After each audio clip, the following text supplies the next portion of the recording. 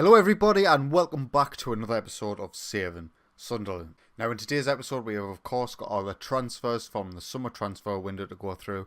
It has been a big summer. We have made some big money signings, but we've also sold quite a lot of our players. So as you can see here, we've brought in £203 million worth of talent and we've sold £185 million worth of talent.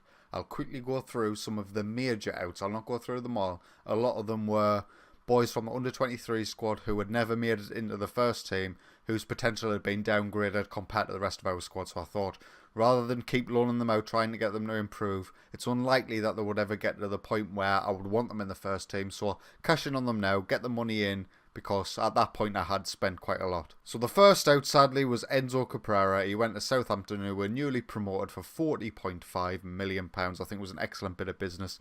We brought him in on a free. I believe it's our second season in the Premier League. And yeah, he's been a great servant. Let's just quickly take a look at his past history. So yeah, it was our second season. He's consistently made 30 plus appearances, apart from last season where he was a much more bit part player. Getting him in on a free, selling him for £40.5 million. A great servant for 4 seasons, but we move on. Francisco Trincao also left £31.5 million to Bayer Leverkusen. We signed Trincao in our first season in the Premier League, and as you can see, he's always played 20 plus games apart from last season. He has been hit by quite a number of injuries, which I think hampered his potential, and he never really found consistent form here because of those injuries. It was always 2 to 3 months. As you can see here, we signed him. At this point, he was signed for us, and some of the injuries, 2 months, 4 weeks, just a lot of little niggly injuries that just ended up hurting him too much, and we bought in better players, so I thought best to cash in on him now whilst his value was still high, and we got a good fee. Next out of the door, one of the most surprising ones was Dimitar Alexandrov. Due to some of the signings, it was unlikely that this boy was going to get any major game time at us. And we've sold him for £27 million initially, but it could rise to £48.5 million in the future. He's a good young player, but his potential was pretty much realised, and I thought, why not? And as I was talking about last episode, I did sell Paul Larola to Juventus for £15 million. We have 2 young boys who can play right wing back, so to get this boy out, we did pay 16, so it's a very small loss, but he's been a good servant at the club. 3 seasons, and he did make the right wing back position his own against Rasmus Nissen Christiansen.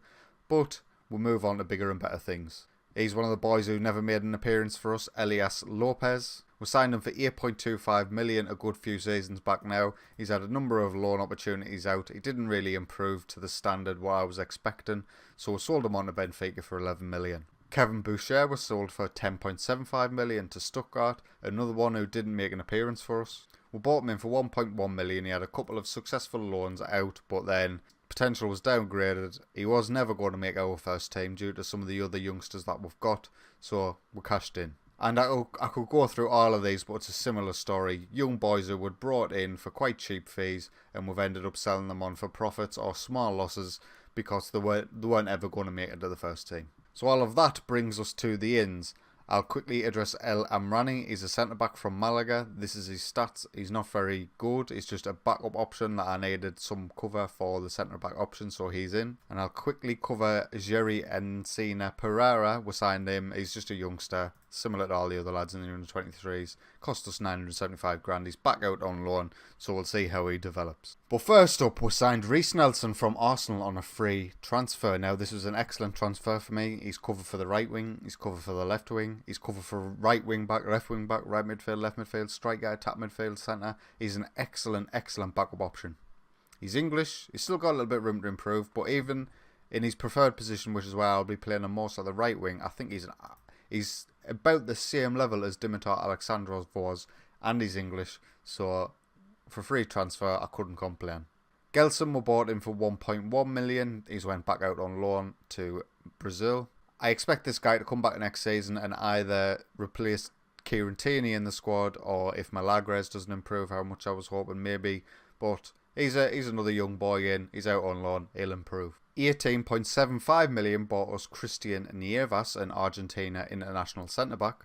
He's going to be my 4th choice centre-back, so if any of our first 3 choices get injured, he will be the first person in the team. Very well rounded as a centre-back, and he should be able to cover should he be needed. £45 million brings the prodigal home son to Sunderland, Jordan Pickford. He is going to be our number one goalkeeper for this season. As you can see, he's developed nicely on this game. He's been at Chelsea for a few years now and sort of stagnated in terms of playing time. So I brought him back to the Stadium of Light, and hopefully he will be the difference maker.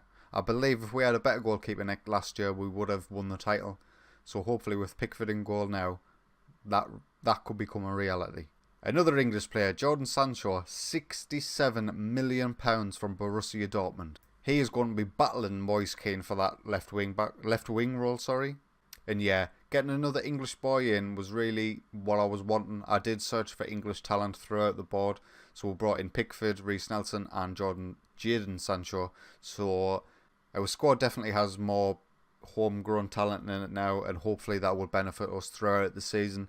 But I do expect this guy to dispossess Moise Kean of his first team spot. And last, but by no means least, was Emmanuel Vignato. We signed him from Leverkusen for £70 million, which was his release fee. He was the best right winger option that I had on the market, and that was one of our weak areas that were needed to improve from last season. If we are going to win the league, we need 3 world-class attacking options, which we now have with Moise Kean, Jadon Sancho, Vignato, Lincoln, and Maximiliano Sugo. So when everybody's fit, this is how I expect our team to look. So this is how the team will look should everybody be fit. I'm going to start off with Pickford in goal, Rios, Pfeiffer and Diaz as our centre backs, no changes there. The right wing back position is interesting. I've got Rickson and Michael Alphons to decide between.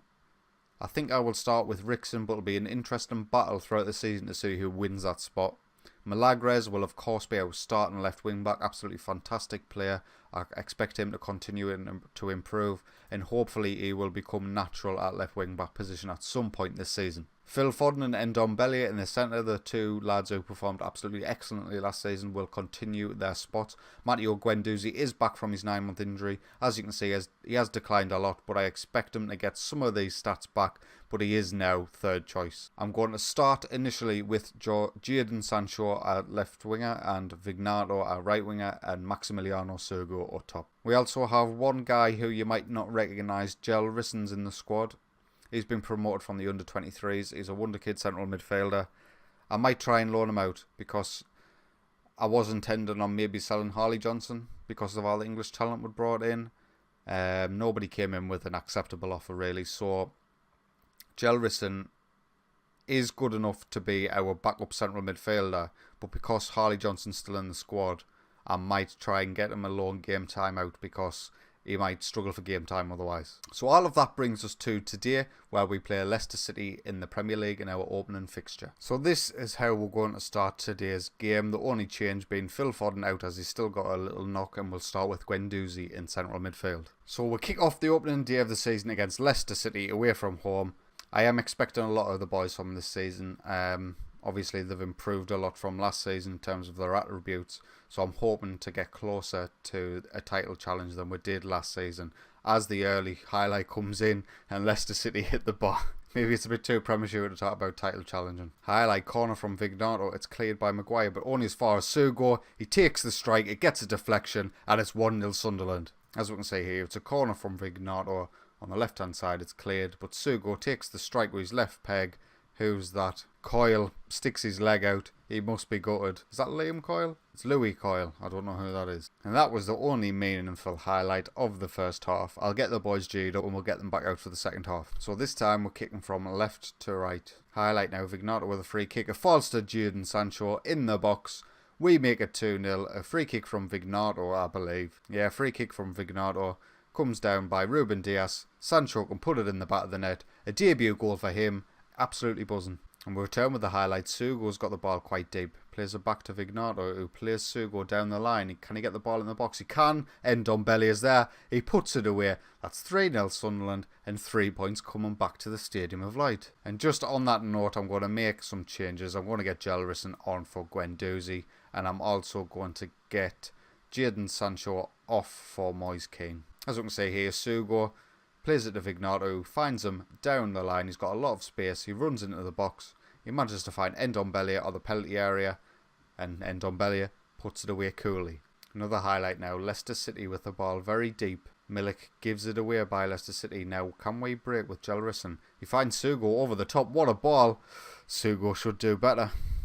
Highlight now, corner for us. Vignato plays it in, but it's cleared. And Roberts can now break for Leicester. They've got a lot of men on this left-hand side. Chan is through. Pickford with a big save. I would love for Pickford to get a debut clean sheet. Another highlight now. Rickson on this right-hand side to Jelrison to Ndombele. Milagres is in the box, but he's challenged lovely by Christopher Ayer.